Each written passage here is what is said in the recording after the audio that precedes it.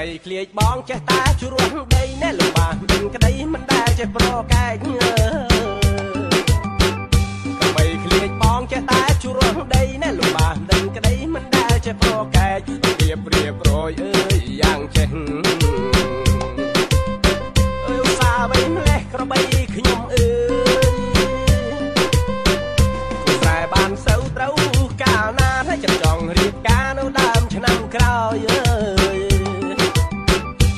តែបានស្រូវត្រូវកាលណាចាំចង់រៀបការនៅដើមឆ្នាំក្រោយសុំសុំម៉ែលោកកំប៉ុនតើខែកដឹកដល់ហើយក៏រងញាផង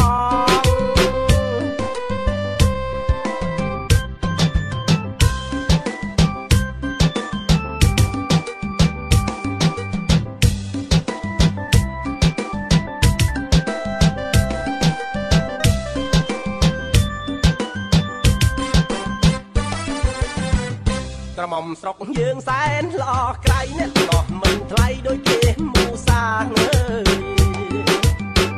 ក្រមុំស្រុកយើងសែនល្អក្រៃអ្នកដោះមិនថ្លៃដូចគេមូសាមិនមើលឃើញអើយតែដុល្លារនាងខ្លាំងស្រែកថាថ្លៃណាស់ប្រាប់5000តែប៉ុននឹងពោលថាបង្គាប់ថ្លៃរូបរាងចុះដីរកលឲ្យចង់គ្រុន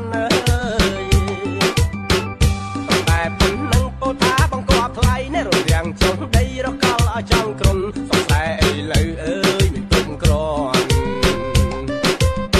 ដុល្លារពាន់មានស្លឹងគ្រប់ផ្ទះ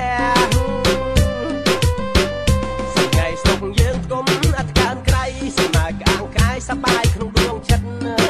យសង្ហៃស្រុកយើងគុំកើនក្រៃសំណើក្អាងកាយសបាយក្នុងដួងចិត្តមានគូក្របីយកវិជាមិត្តស្និទ្ធទៅបានកំរៃ